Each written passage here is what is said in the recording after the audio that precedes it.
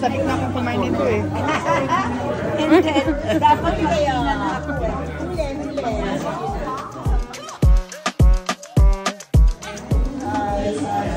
Ito na lang sa kanya.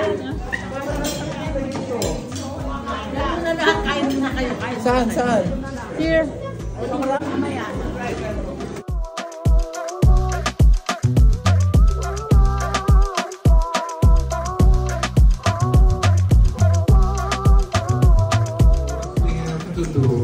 Probably pwede na mag-start mag-gather ng materials which can get into the book. Suppose na rin kami ng what you call this, no, format para kapansin-pansin na pag coffee table book, standard talaga siya. From cover to cover, from each chapter should be able to tell a story. Ang range niya, we have on the scale na pinaka-urban, like, for example, Metro Manila, we have holdout states in Metro Manila. We have pockets of biodiversity. In an extreme case, na we live in cities na malakas ang pressure ng urbanization, commercial development. Why do we still have this? Example, Aroseros Forest Park. Marami pang iba. We have Nasa Dam as well. No? Pero out of the range of choices, we can just probably limit it to a few. Because on the other end, meron naman tayong natural areas, protected landscapes, protected areas, and our good friend Alice decided to share with us some of the information from the DNR. We're looking at the book. First of the series pa lang ito. So this could be a spin-off for several volumes. Ba ang pwede natin hingin ng tulong sa general membership for this project? The other thing, you may know, for example, kamo kasi si Denise, she mentioned Candon Municipality in Ilocos. Hindi lang siya, it's a small town. Meron siyang mga unique century-old, 75-year-old at least trees na, what do you call this? Natokimutan nila. And then yung town mismo has some historical layer over it. So, heritage siya in terms not only in age, kung hindi yung bayan mismo. We will decide. We will start pre-selling the book. So it would be appreciated if you could pre-order, let's say, number 1, okay, on your own capacity, your friends, or, I mean, as a gift for Christmas. So it would be a nice gift. Secondly, also, we would like to use your connections. If you can help us with big companies like Globe, Smart, PLDT, all the big boys. Now we can write to them to get support, Philippine Airlines or whatever. That would be greatly appreciated. So, because 200,000, we won't be able to come up with a book with 200,000. Sa photographer lang, ubus na yung pera na. So, depending on the size has changed, the number of pages might change because we budgeted it for 1.2 million for 200 something, 250 pages, but we might go up to 300. And Actually, I really love the content prepared by Larry because it's very extensive. It's well researched. I would like to suggest that we offer incentives to members who are going to bring in sponsors or Pre-selling. for pre-selling of the books, or even for those who might own beautiful gardens who might want to be featured in the book for a fee. But that's for different kind of market altogether. I should introduce, kasi naghati-hati na yung committee ng trabaho, no? Kaming dalawa ni Marilyn, kami ay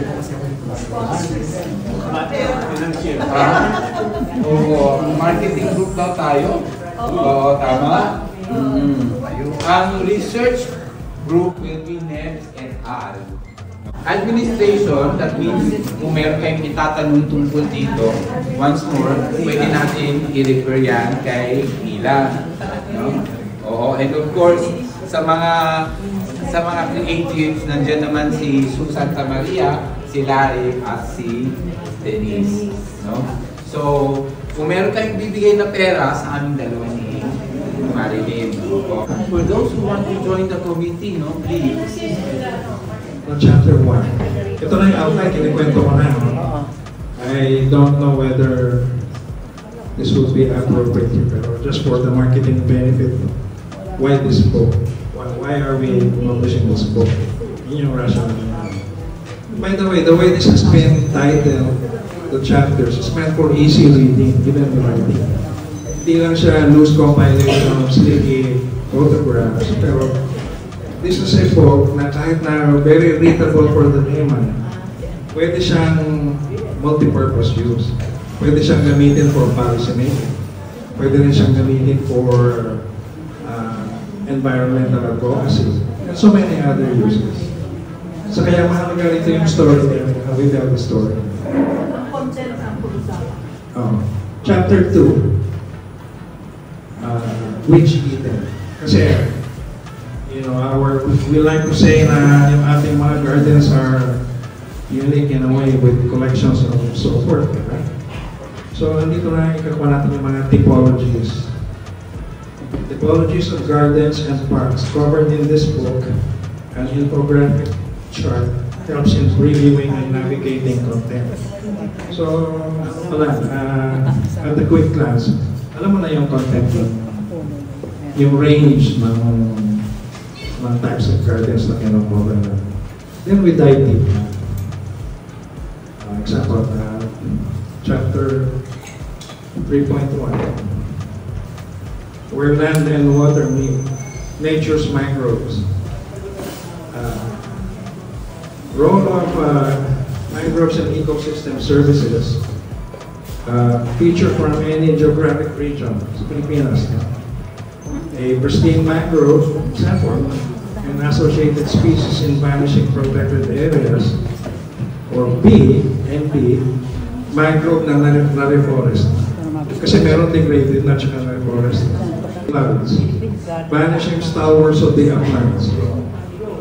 Feature a protected area from any geographic region of upland pine forests. Kasi meron naman tayong maraming pine forest ng Dora and Benguet. Dipterocarp forest. They used to be part of our cloud forests. We briefly narrate their roles in shaping our ethnobotany activities. Ethnobotany yung relationship natin sa halaman. Culturally, culinary, pharmacology, and things like that. But we won't make it so technical na mahirap na basahin. 3.3, remembering the humble, now noble. Feature selected once commonly species taken for granted that now are in isolated pockets of their natural habitat, or B, in private collections. So doon pumapasok din yung effort ng some of us who do conservation work by having these collections. Chapter 4, holdouts in the public realm. Ito naman yung sa public spaces natin.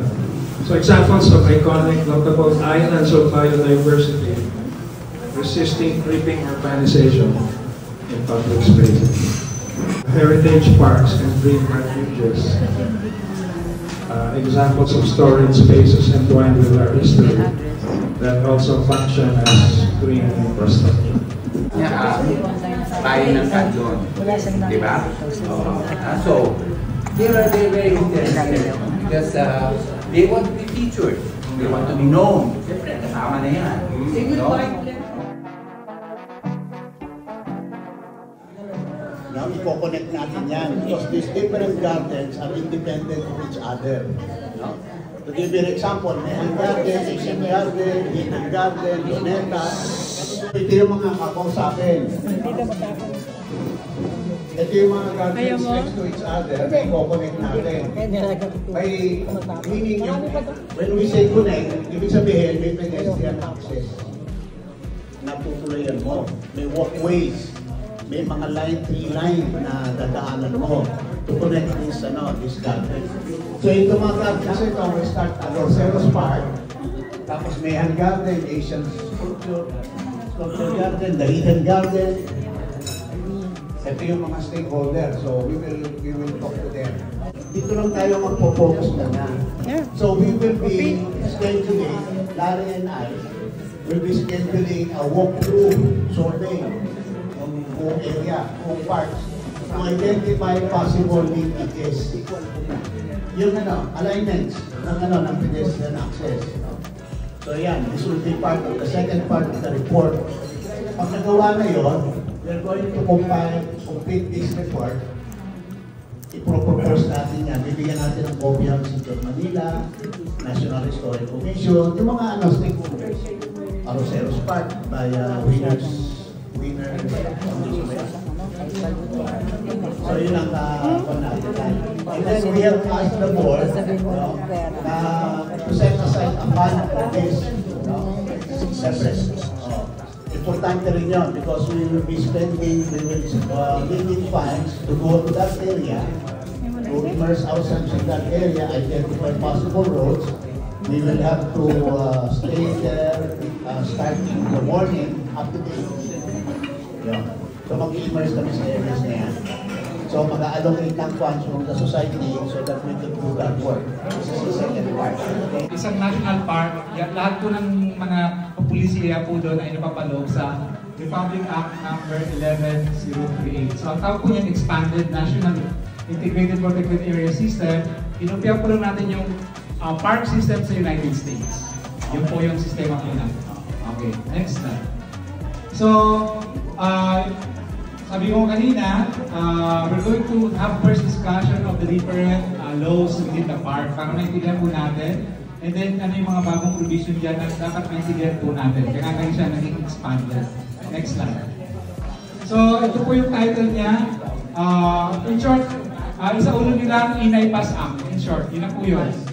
Inay Pass Act. Okay. Next slide. Ang ating mga namuno po dyan, si Senator Villar, kaya nga po siya, di ba, passionate doon sa nangyari sa Chocolate Hills. Siya nagpatawag po noon. And sila Lauren Ligarda, and the rest of our senators. Next slide. So, marami pong nabago from the previous Republic Act. Mayroon po tayong narrative na provision, may mga amendments, and may mga bagong provision din ang tingnan po natin kung ano itong mga provisions po na ito. Next slide. So, yung categories po ng mga park natin, ang highest form po ng pinaka-highest park na category is natural park. So pag mayroon kayong napuntahan ng park na ang title ay, example, Mayon Volcano Natural Park, wala pong i-introduce dyan or ever improvements. Nature lang talaga siya. Bawal ang mga roads, structure, etc. na hindi pwedeng baguhin. Okay? So, kaya katawag dyan, natural park. If you go to Negros, meron sila dito na Northern Negros Natural Park, going to Don Benedicto. So, tingnan nyo, kahit may town within that natural park, ay unti-unti, pati yung tao sumusunod dito sa Inay Pass Act. Pati yung roads nila, bago yung magawa yung road, nagpapaalam sila sa tinatawag na Protected Area Management Board. Okay. Then, may mga park naman po tayo pwedeng i-establish na parang tingin natin ay hindi siya pang national park. Tulad dun sa Bicol region, may isang national park doon na puro na nyug. So, hindi naman pwedeng national park na puro nyug ang laman. So, pwede naman natin siya i-establish. According to the House of Congress, sa ating mga kongreso sa kasenador, kung ano nangyari sa ating national park. Kaya nga, di ba, ayun, napatawag lahat ng taga-DNR kung nangyari sa Chocolate Hills. Okay. Hindi ako kasama. Kami nagpupuno lang po ng, ang aking opisina, nagpupuno po kami ng mga foreign funded projects like Bio Corridor Project under UNDP, mga protection of the endangered species within the national park, yung trabaho namin. Next slide. So, we have 94 protected areas all over the country. Okay? Ang classification po nila ay National Park pursuant to the Constitution. So, ang Pilipinas po kasi, ang lupa sa Pilipinas, may 4 lang tayong klase ng lupa sa Pilipinas. Number 1, National Park. Number 2, mining area. Yan, lahat po yan sinasabi sa Constitution natin. Then number 3, yung tinatawag natin alienable and disposable, itong pwede mong lagyan ng subdivision, maging agriculture, and then yung indigenous people's area, yung CADTI. So, 4 po yung lupa sa Pilipinas. So, pag kayo bumibili ng lupa ngayon, example kung hindi kayo sure, like dyan sa Tagaytay, hindi kayo sure, itanong niyo muna sa Pedro ng DNR, ano ba ang land classification nito? Mamaya nabili mo ay protected area ng Taal, patay ka. Wala kang makasuhan kapag bumibili ka ng lupa within protected area. Okay. Then, kaya po na-suspend yung mga governor, mga mayor ng Chocolate Hills. Kasi ang mga nakaupo naman po sa Protected Area Management Board ay ang ating mga mayor, barangay captain within that park na nakakapanood sa jurisdiction nila. Kaya sila po yung mga nakasuhan lahat na ombudsman. Kala ko natunaw, yun ang naging Chocolate Hills. Ang problema lang po sa Chocolate Hills, bago yung naging national park, private land lahat yun. Pati mga bundok doon, private land yun. So, nagkaroon ng konflict ngayon within the use of the land. Yun. Yung hindi rin naintindihan ng ating ibang, probably some Filipinos, na bakit ginawa yung swimming pool doon? Private land niya, lupa niya yun eh. Title. Oo, pero national park siya. So, meron kasi naman sa batas na ito ngayon na pag ang lupa mo within the protected area, national park, susunod ka sa pulisiya. So, mukhang hindi nasunod ng may-ari ng lupa. Yung mga design na pwedeng i-allow within a national park. Example, pwede ka naman magtayo ng swimming pool, pero it should blend with the environment. Blue na blue yung kanyang swimming pool. Di ba? Okay, yes. What you said? Mark your lot. Okay, since wala naman pero yung ng gobyerno, naglagay na lang ng guidelines na it should be a harmony of nature and man. Okay, it's a principle, ang nangyayari naman sa ibang bansa, pero sa Pilipinas, ang hirap mong i-implement yan. Kasi tayo ngayon, nagkakaroon ng harmony dito. Iba-iba yung idea natin. So, in short, it's just a principle. But, you know, sometimes it also blends. So, malaking debate ba po yan? Okay. Then, lahat po kayo ng protected area, mayroon na tayo tinatawag na, sa US, diba mga park rangers ang tawag doon? Park rangers. So, dito, ang tawag naman natin sa lahat, ASUD. Protected Area Superintendents. Superintendents. Okay. Then, ang isa pong national park, kagandahan po niyan, lahat po ng kinikita niyan, 75% po niyan balik sa park. Only 25% goes to the national government. For maintenance, no? Yes, to be distributed to other national parks na walang pondo at walang kinikita. Kasi wala namang umakyat doon, walang turista. Paano mo maintain yun? So, doon dinadala the rest of the 25%. Example, Mount Hamigitan. Sino ba nakapunta sa inyo sa Mount Hamigitan? Wala. Kasi, it's a natural park na nasa ibabaw ng bundok ng Hamigitan na nandun mo lang makikita yung mga dwarf trees. So, Pupunta tayo ron. in Davao de Oro. Pupunta tayo ron. So if you want to see dwarf trees, parang kang giant doon pag naglakad. Kasi forest land siya, pero dwarf, ganito lang karataas ang trees. Oo. They're trees. Helicopter tayo. Meron din nata sa Canada. Yeah, Mount po lang naman yung sa Baguio. Okay. So, ang dami po natin magagandang lugar sa Pilipinas na siguradong tutuwa kayo na you will repeal the Philippine heritage. Next slide. So, ayun po, yung administration management system natin ay through the Biodiversity Management Bureau ng DNR. So next time, I would like also to invite you next year, pag nag-gusto yung grupo namin, doon na tayo magkakaroon ng party naman doon sa Biodiversity Management Bureau. It's a national park also in Quezon City. It's called the Ninoy Aquino National Park. Yan yung po yung ginagawa sa circle. Kinoconnect na po yun sa Quezon Circle. Para interconnectivity of our green spaces. Yung nasasabi kanina ni Larry, na ikukunin natin itong arroceros, etc. Pero walkable siya. Dito naman, physically, talagang kinoconnect natin sa nilagyan ng bridge from Quezon City Circle to the Ninoy Aquino National Park. Kasi pati bike pwede kumakyat na. Okay. So may mga park naman po tayo nilalagay natin ng buffer zone. Okay. Kaya yung malaking issue, example, malaking issue ngayon sa Las Piñas, Paranaque Wetland Park. It's also a park yun dyan sa malapit sa Bulungan, sa coastal area, ay yung tinatawag natin buffer zone. Hanggang saan pa ang park? Yun, ang nag-uusapan dyan. So kung ito na yung park, dapat may buffer zone. Kung tayong development, hindi po ang pasok within the park. So hanggang ngayon po, it's under science-based study pag ginagawa. Okay. Next slide. Nag-agree yung LGUs. Kaya may makita kang lugar na local park lang siya ng LGU kasi ayaw nila maging national park. May mga lugar na gano'n. Like yung gusto mong, bakit example, itong isang magandang beach area, itong maganda ito pang national park. But the LGUs there doesn't like, so hindi natin mapipilit yung LGU. Okay, so it's more of the LGU would like to support that. Then yung iba pong area natin ay within the mga indigenous people area. Okay, like Pulag. Within the country siya. So, national park pa rin siya, but we coordinate with the National Commission of Indigenous People. Okay. Then, that's why yung ibang mga protected area natin na nasa loob ng indigenous people area, ang nagmamanage yung mga community doon, yung local. So, sila yung kumikita.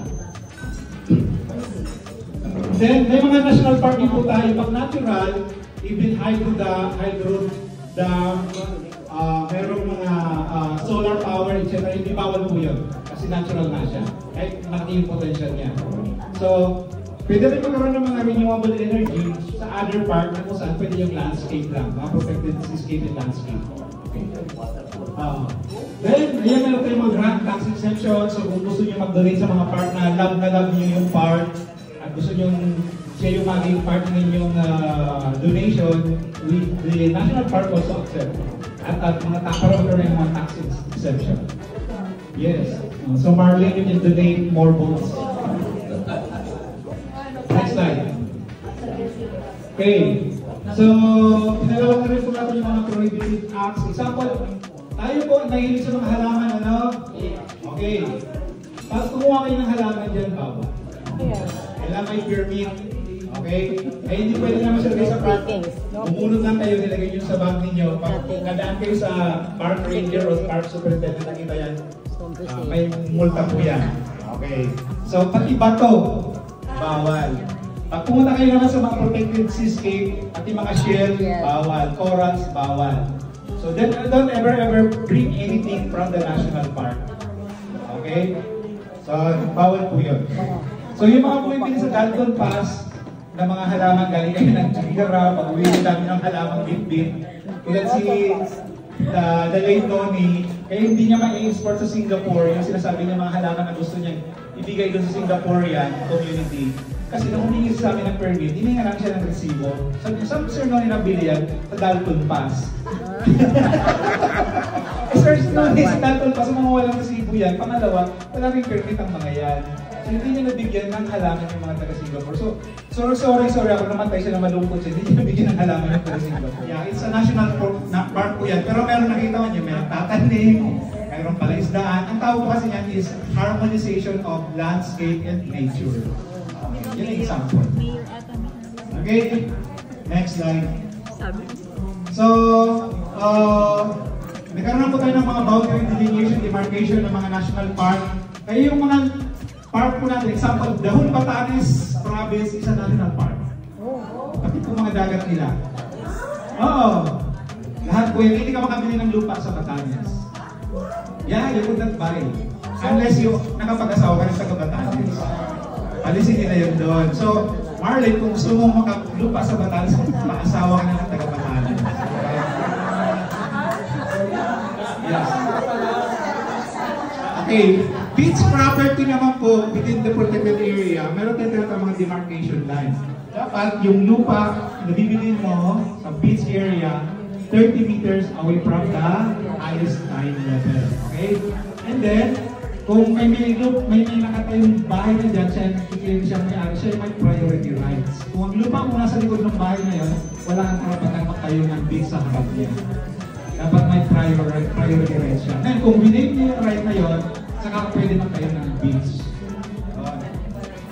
Okay? So, meron kaming next slide. Pagkarami-rami nating mga PA. So, sa Region 1, we have 8, Region 2, we have 5, Region 3, we have 7. NCR, dalawa lang po sa NCR National Park. Okay. Sa Quezon City Park is not a national park. Yung Ninoy Aquino Park, then yung Las Piñas Wetland. Las Piñas para lang yung wetland. Yung dalawa lang. Ninoy Aquino Park.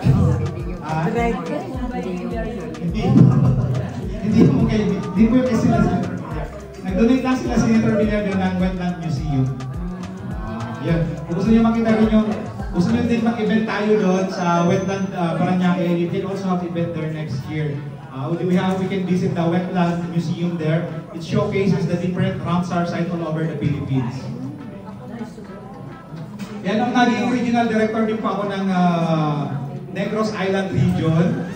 We were able to establish the 7th Ramsar site of the Philippines, itong Nakuama, from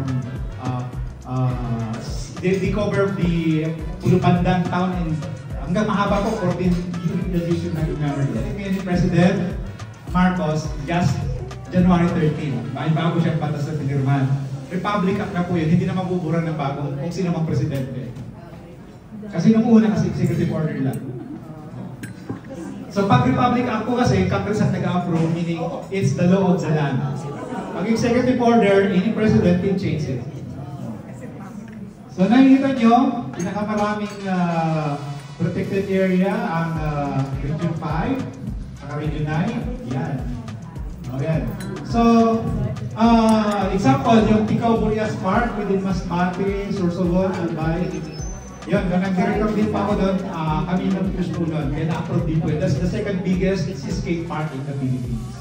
And you can see there, the biggest mangrove in the country. Pag pumasok ka doon, parang pumasok sa... Una pa rin yung pelikula ni The Life of Pi. Yeah. Di ba yung mga mangroves doon na parang tingin mo ang ganda-ganda? Parang you could see it there in the Ticao Burias Park. Where is that? In Masbate. Okay, next slide. So, ito na yung na-research natin. So, kung mag-visit kayo dito, ito po yung mga lista ng mga national parks na pwede nyo puntahan. Okay? So, pati mga lugar makikita nyo na rin yan. So, makikita nyo yung kaibahan. Pag sinabi landscape, seascape, magkasama yung dagat at lupa. Pag sinabi lang landscape, lupa lang po yan. Okay? So, yan. Next slide. Region 2 naman. Sa Palawi Island, dyan po sinuting yung The Survivor. Okay? Yung series ng Survivor. So, yeah. So, it's the Boracay of the North. Visit there. Okay? Tumawini, Salinas Natural Monument. Pag mga natural monument naman po, example yan yung Chocolate Hills. Natural monument kasi natural siya na parang kakaiba yung kanya, yung formation niya.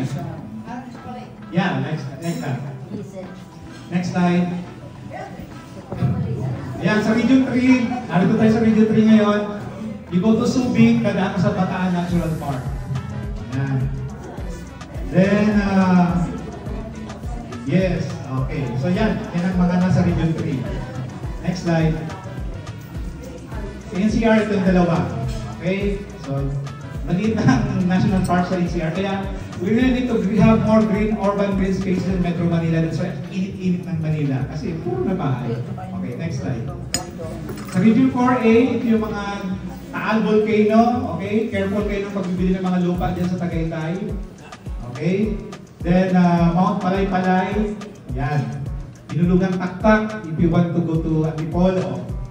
Okay? Upper Marikina River Basin, pag namimili rin kayo ng mga resort, lupa dyan sa Marikina area, dyan sa papunta ng Taytay, Tanay, Rizal, careful din kayo. Kasi yung NBI nag-iikot po dyan, ang dami na po nakasuwang may resort dyan. Okay. Nabili nila mga lupa ng protected area. So, yes, may mga, walang titulo kasi yan eh. Mga rights lang. Wala naman sa sila. Oo. Wala sa sila. Okay. So, ingat-ingat tayo. Para lagi kayong sure sa inyong titulo, always go back to the DNR Centro or Federal Office to validate the land status. Next slide. Okay, sa Region 4B, ayun, ito po yung Apo Reef Natural Park. Ang ganda-ganda po din yan, malapit niya sa El Nido. Okay, Marinduque, Mount Giting-Giting. If you've been to Mount Giting-Giting, that's in Sibuyan Island, is the Galapagos Island of Asia. Every 1 square meter there, very rich in biodiversity. Iba-ibang halaman makikita ninyo dyan. So, since we are in bird and nature, I urge you to go to Mount Giting-Giting. It's the Galapagos of Asia. Next slide. Romblon. Next slide. Yes.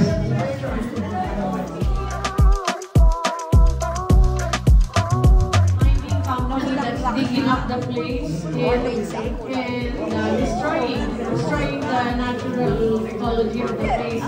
Who gives the permit for this? Okay, may delineation naman po tayo. It's not the whole island that is a protected area. So yung iba sa yung lowland area niya, ayun yung outside of the protected area. But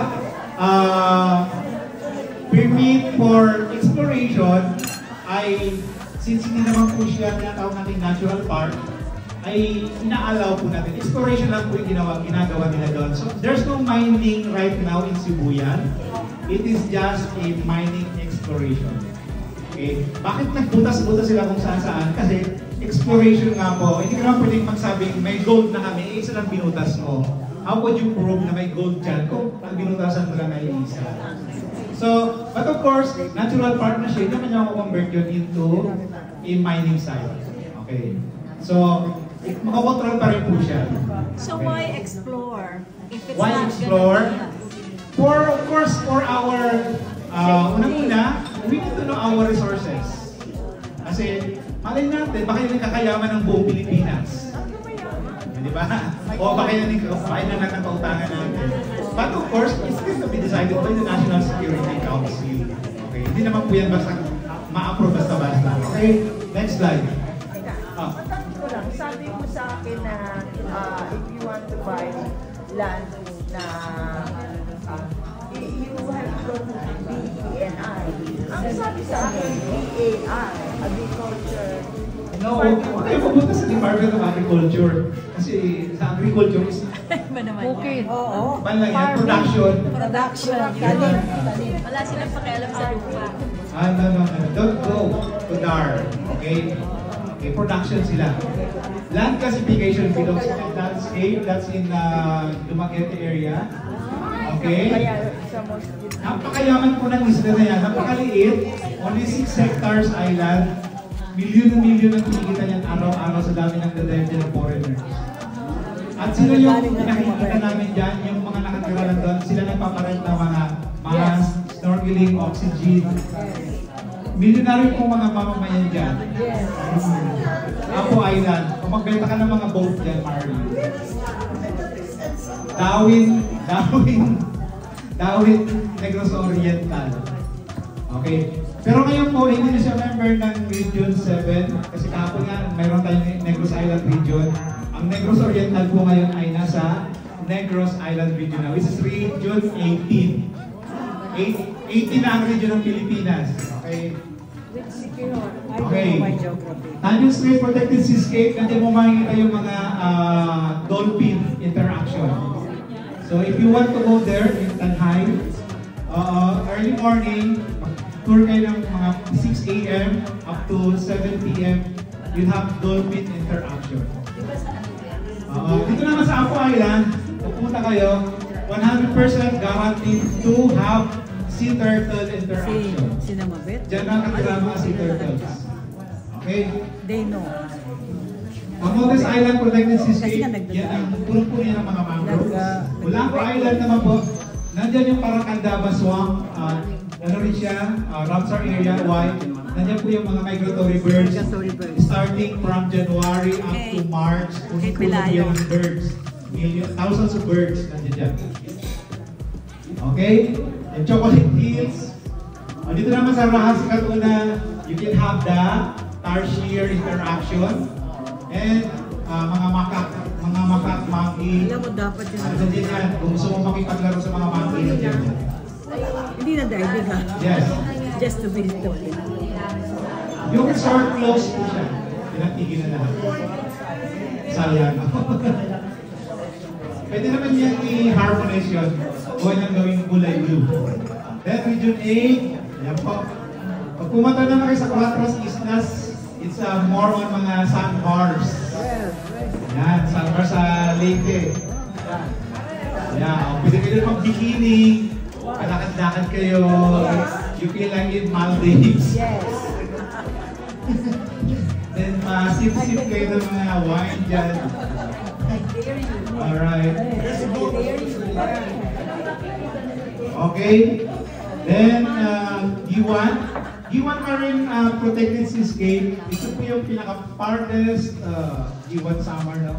Yan, nakapunta ko dyan yung last May. This is the farthest city in the municipality in the Philippines facing the Pacific Ocean. Kaya sila lagi ang naunahan bagyo, diba? Sila nauna ni Yolanda. Every time may landfall sa nila. Wildlife Sanctuary Region 9. Okay. So, napunta na rin yun sa farm kasi nagkaroon tayo ng organic farm, Muslim region. So, nasa boundary po yan ng Malaysia. Okay? Diyan po nang-iitlog yung mga sea turtles natin. Kaya ang tawag sa kanila, pawikan, kaya tawag sa Turtle Island. Okay? So, dapat makapunta rin kayo dyan. Alright. Next slide. Region 10. Okay. Itong Region 10, very vital po ito kasi nandito po yung mga Philippine Eagles. Okay, so, kailang bantay din po natin sila. Next slide. Region 11. Okay. Nandito po yung ating mga dugong. Dugong, dito naman hindi mga sikaw. So, may project po kami dito ngayon to protect the dugong sikaw. So, pag nag-dive kayo dito, mga sikaw naman ang makikita ninyo. Dugong. Parang baka na sa ilalim ng dagat. Pinagailan po niya seagrass. Kaya sikaw siya. Baka sa ilalim ng dagat. Sino gusto pumunta ron? Tayo. Punta tayo dyan. Gagawa ng travel agency. Nagmalati. Next slide. Yung anak ni Let. Kaya Travel Region 12, agency para sa ganyan. Nature tour. protected landscape and Sarangani Bay. Layas group. Sarangani Bay is protected bakit? Nandiyan po kayo yung mga tuna. Dito sila nakatira. Magandang grupo. Simple. So, Jensan, sila Macquiao. Kaya mayaman dito sa mga tuna. Okay, next slide. Sarap pumunta dyan. Yung 30 naman, ayan, last April I was here in Agusan, Mars. The biggest, mas malaki pa dyan sa Candaba Swamp. Swamp area nila doon. Pag pumasok ka doon, parang you're in another world. Parang nasa Louisiana, Marsland, sa Florida. May langis daw dyan. Oo. Yan. And of course, Siargao. Sino nakapunta sa Siargao? Wow, the famous, mas marami na pong turista dito sa Siargao dito sa Boracay ngayon. Surfing. Okay? Uy, sama kami. Yan. Then, Pinoy Ant Falls. Pinoy Ant Falls naman po yung aking paglaban sa Niagara Falls. Sa, Agusan. If you will hear, parang ka nasa Niagara Falls. Mahaba parang cortina. Then, it's like Niagara. Niagara o Niagara? Niagara. Oh, that's the boundary. Okay, so yan po yung mga binago nating mga sistema. Next slide. Patas, buffer zones. Next slide. Mabilis na. Okay. Next slide. Kakain na tayo. Yeah. Then, lahat po ng park ay hiningan ng management plan. Okay? Hindi sila bibigyan ng pera ng gobyerno unless na po yung mga mayor doon at nag-agree sa management plan. Kasi nag-aaway-aaway yung mga mayor doon. O mas malaking area ko, mas malaking kita ko akin yan. Okay. So, para walang away-away ko po kayo. Next slide. Park group. Okay, next slide. Yan. So, ayan, mga ano nila yan. Next. Okay, so ito po yung ano yun to? Tingnan nyo, at least 40% are women. So talagang pinopromote natin yung empowerment ng kababaihan in our natural park. Ano ba ang target? 50? Siyempre 50. Ayaw mo naman ng 60 women. Hindi na kami qualified. Next slide. Ayan. Bakit po na-close again yung Chocolate Hills? Wala siyang environmental impact assessment. Nagtayo siya, inopenan niya, nagpapabayad na siya, wala siyang environmental impact assessment. A violation again. Next slide. Okay, ito yung mga ancestral domains, customary. Example, yung mga baboy na mo, bawal na pong patayin kasi endangered species na nga po sila, di ba? Pero sa batas natin, pag yan ay nasa ancestral at customary sila magpatay ng baboy na mo para sa kalamang seremonya, we still allow. Paano sa Baguio, yung aso, kinakain? Masukan po siya ng peta, masukan siya ng animal-oriented aso. Baboy na muna saan? Meron pa? Bawal na pala yung aso. Kailangan nila yun. Okay, so we also allow energy resources. Kasi sabi ni Governor Su kanina, bakit tayo nag-explore pa rin doon? Kasi we still allow exploration. But of course, kung i-update na hindi, nasa kamayan ng banko. Yes. So, next slide. Ang mga penalty po, pag kayo ay nahuli, so 50,000 to 5 million. Yan. Then, meron na po kayong ikulong kung nahuli kayong nakuha ng orchids ng 1 to 2 years, 12 years.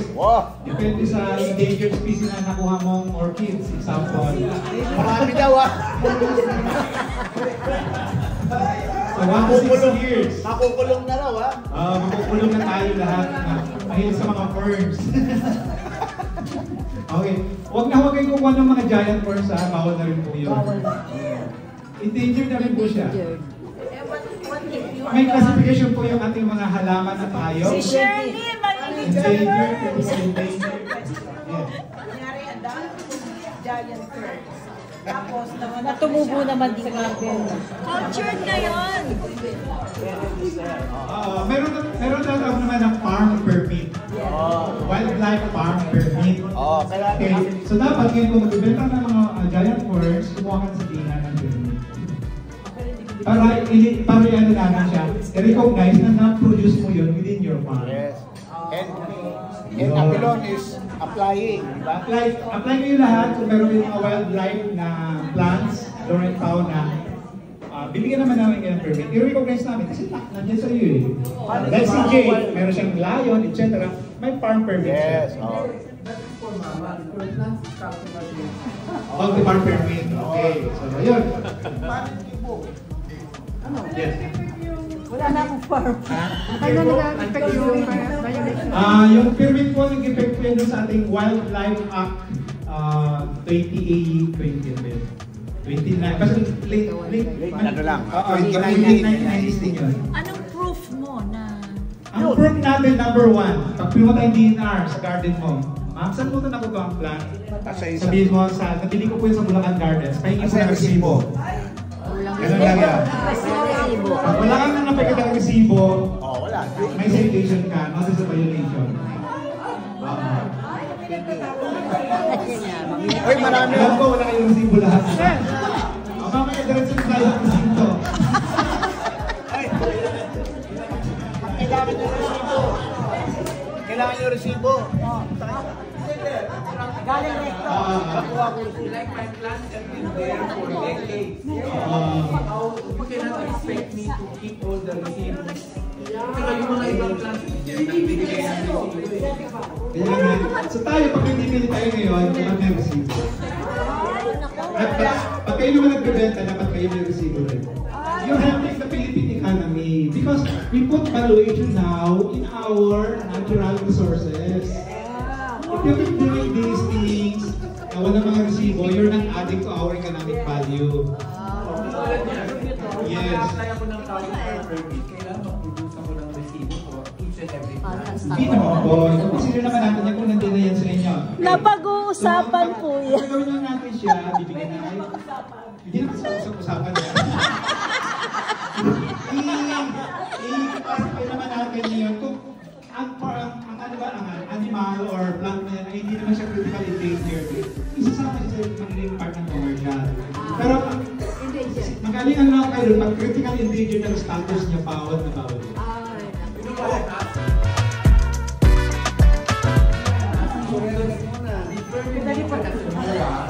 Make the Avilon.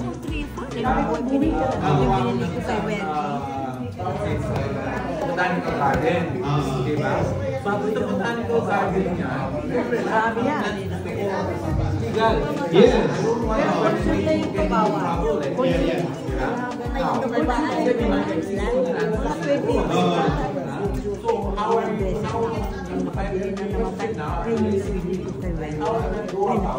Okay.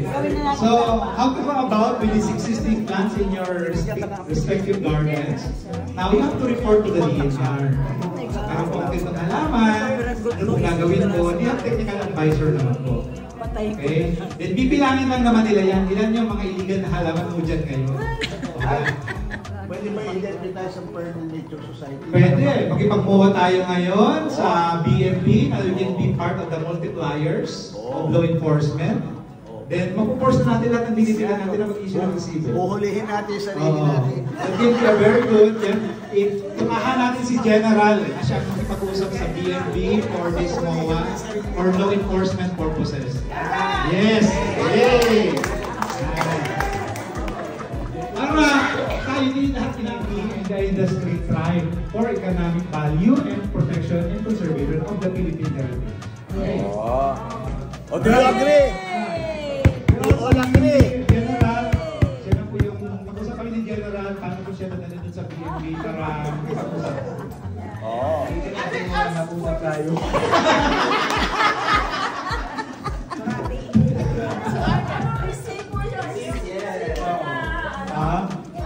Resibo ko siyempre issue ng DIR.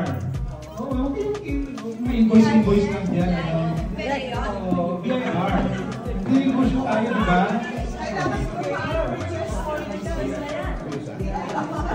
BIR receipt. Yan ang usapan ng gobyerno eh, BIR receipt. Sales invoice or official receipt? Okay, ibang resibo. Okay, next slide.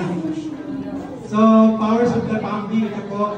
Bakit talagang nakakatakot mo sa PAMB. Ang dami mo nga powers, ang dami mo naman accountability and responsibility. Next slide. Yan. So, ayun. Kaya nga na-ombudsman sila. Okay, next slide. Ayan. So, may mga opisina po tayo. Pag sa National Park, automatic meron po yung office within the park or outside the park. Kasi mga nilagay na sila malapit sa barangay kasi walang parking space sa bundok. So, nasa baba sila. So, usually, visit the National Park office for briefing. Kasi, malalaman mo na agad ko rin yung do's and don'ts before going up or doing some activity. Next slide. Next slide, tax exemption. So, ito yung sinasabi niyo ko kanina. O, lupa ko yan. Bago yan naging national park, ito po yun. So, existing property and private rights within the particular shall be protected and respected. Nirespect naman po namin yung mga may-ari ng lupa doon sa Chocolate Hills. Hindi naman sila pinaalis. Ngunit, kung magtatayo ka ng mga ganitong activity o bagay-bagay, alam mo sa board, kumuha ka ng mga dapat na permit. So, yung swimming pool, wala siyang ECC. Kaya na-close siya. Ayan yun. Okay? And then, yung hindi lang niya hinarmonize yung design. No? Swimming pool. Ginawa ba naman yung Olympic size pool? And then blue. Naging blue. So, hindi aalis yun yung swimming pool? Aalisin niya yun in the sense na i-redesign niya. Conform niya yung mga permit na requirement. Technically, the resort is allowed. Ha? Technically, legally, the resort is allowed. Mayroon po tayong tinatawag na sa resort, sa protected area, mayroon na tayong dalawang zone. Strict protection zone and multiple use zone. Strict protection zone, no touch, developments, etc. Pag multiple use zone, nandun po yung economic activities allowed. Pwede. But the guy owns the property. That's why, humingi lang siya ng tamang permit. Title. Hindi siya, title yung lupa niya. He has all the rights over his land. But he still need to get permits. Hindi siya kumuha ng permit. Policy. Follow the guidelines. Yes. Pwede siya mag-appeal. Pwede siya mag-appeal, pwede siya mag-apply. Pero, ngayon, since wala nga siyang yung design niya, di ba yung approve ng ECC, pwede advise siya ng EMB na, bago yung design mo. Tsaka isa pa, Chinese na tayo. Wala namang, walang issue mga kung Chinese o whatever. Okay. Uy, maraming chance. Ayan, municipal, pakibalik. Municipalities in cities extreme example, the whole Bantayan Island has three municipalities. Not the whole Bantayan Island is a protected area. Ako hindi. Doon din dito, within protected area. Pareho kami sa Ilocano, ganito, mga Ilocano, maiindim. So we should recognize yung palis ng tao, yung tawag nating tenured migrant. Ito yung noong 1970s, nagsimula na mag-census yung gobyerno kung sino-sino mga nakatira sa bundok, sa mga lahat ng lugar na pag-aaral ng gobyerno, ay na-recognize na siya. Ang tawag sa kanya, tenured migrants. So pag tenured migrant ka, nakalista ka doon, kayo ang kaunang may karapatang mag-invest, mag-develop sa lugar na yan. Ngunit, it doesn't hinder private investors na may kakayahang mag-develop to protect and conserve also the area. Allow din po yun. So, kayo kung gusto nyo mag-invest in protected area, kung tayo ng mga ecotourism, lodges, etc. Paalam lang kayo sa board, kung maganda yung design ninyo, maganda yung systems ninyo, you will still be allowed and approved. Meron tayo botanic garden ulan sa Bohol. Yeah. Pwede natin ulan. Pwede yun. Sa multiple use zone, PC is buffer zone, then SPC is strict protection zone. Pag sinabi ng park superintendent doon, ay sir, hindi ka pwede magtayo ng resort yan kasi SPC yan. Strict protection zone. Sir, dito ka magtayo ng resort kasi dito po yung multiple use zone. Yung kailangan natin yung ano yan, Okay, next slide. Gusto pa Ito, pakibalik mo nga ito. Pakibalik mo yun. Pakibalik. Okay, ito. So, yung tenured migrants may be transferred only to the spouse of their direct descendants. Hindi pwedeng si auntie, kamag-anak, nag-ano ka, nag-ampun ka, hindi pwede sila magmana ng lupa.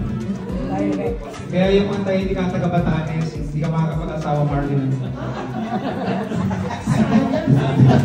Sayang. Okay, next slide. Yes. Oo. Hanggang mawala na yung minuno mo doon, i-amin ang lahat ng lupa ulit. Oo. Ubusin lang namin yung lahi mo. Okay, pag ubusin yung lahi, balik sa gobyerno yung lupa doon. Kasi nga, we're restoring back the nature. Okay. Gusto mo nag-ugalit tayo sa ating industriya, sa ating gardens, etc. na yung mga binibili natin mga halaman ay dapat igan. Question. Yung DNR, mayroong mga sariling, maraming klaseng protected area and landscape, no? Pero meron din ASEAN heritage and cultural landscapes. Meron ding UNESCO. So, may case pa na yung nag-overlap ng sa mga yan. Yung ating national park po, yan din ang i-nominate natin na pwede siya maging ASEAN heritage. Pag maganda na yung lugar, like yung Mount Itanglan, ang ganda ng management, pwede natin siyang elevate into ASEAN Heritage Park. Pag napakaganda na yung management niyan, as in global na yung standard, magiging UNESCO Heritage Park na siya. Parang Banawe. Nag-i-aim sila maging UNESCO kasi yung global standard. Parang Banawe, rice terraces. Kasi ang kaganda lang po nun, pag naging global UNESCO heritage ka na, nasa map ka ng UNESCO, all tourists will go to you. bubisitahin ka kasi lahat ng UNESCO nag-publish yan sa United Nations. Okay, pag ASEAN naman, within the ASEAN community, kilala ka na rin. Example, ang Mount Kitanglan natin, ASEAN Heritage Park. Yung Mount Makiling natin, ASEAN Heritage Park. Yung level-level yan ng mga parks. Kaya, every 2 years, nagkakaroon tayo ng World Summit of National Parks. So last year, nasa Australia kami, lahat ng national park globally nandun at pinipresent pa niya mga naging sistema nila how we manage to protect and conserve the natural park, the national parks nila.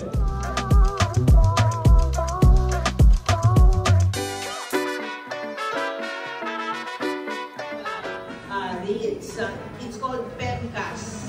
It was just approved by the President recently, and it took us 2 years as the CASA, our group, that helped Senator Loren Ligarda finalize an original draft that she made years back.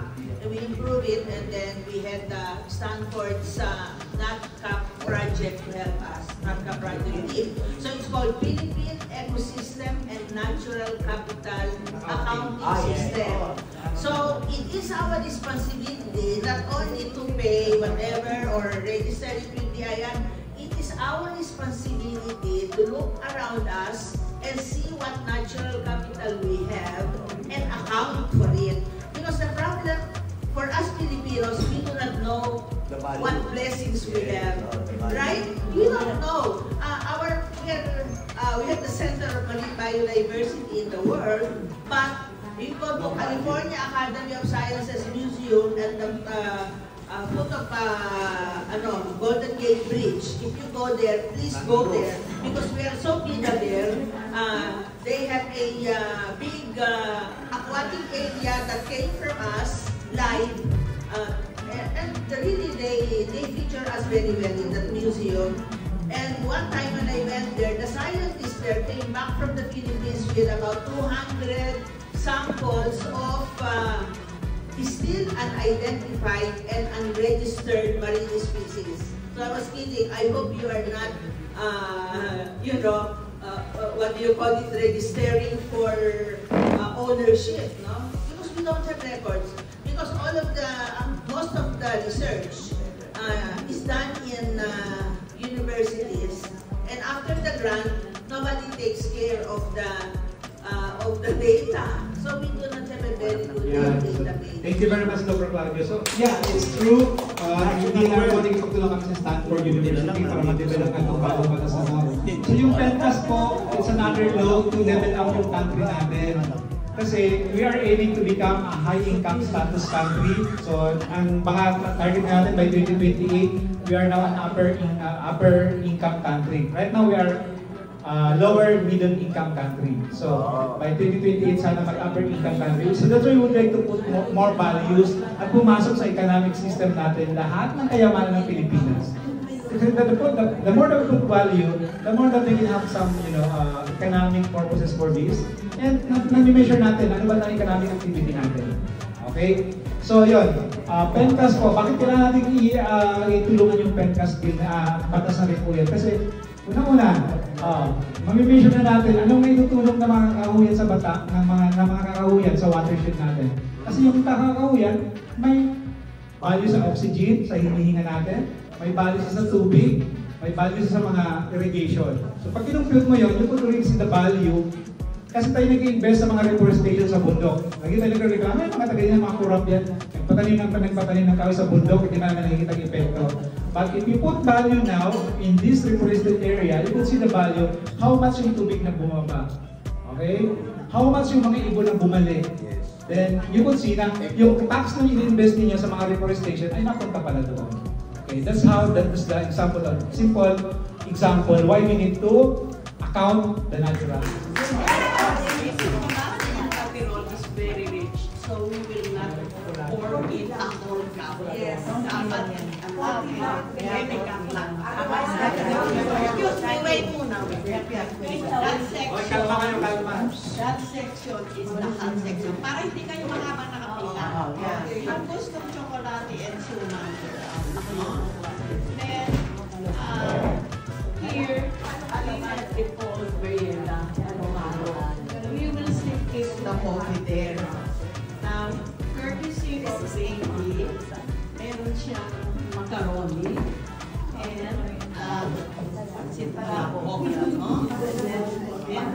Nebs and Leila, and are with you. So parang dinner na to. Jay brought in nilagang saging and pork.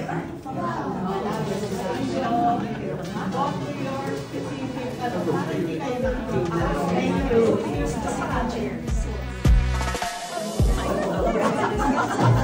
Parang tuloy yan.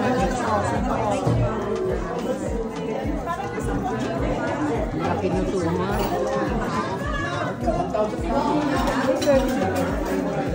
Wala pong serving. Ay, ito lang.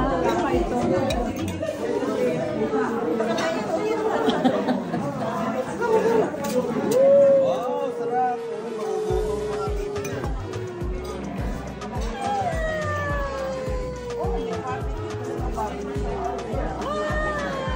Kailangan ba nito? I like this. Siguro. Sama kami dyan. Suman sa latik. Ano itong isa? Ano ito? Sino ang unang architect? Ano? Na Jesus? Sino? Eva. Eva dahil siya ang unang nagpatayo. Okay? Oh my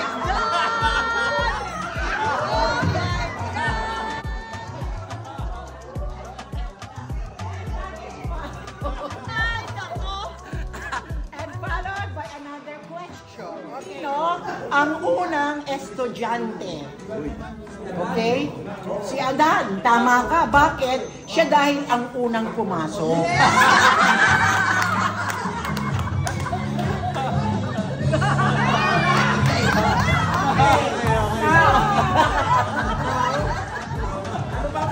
Always is. Always and forever. Oo, yan. Forever. Not necessarily. Not necessarily. Always eh. Ganyan, I remember now.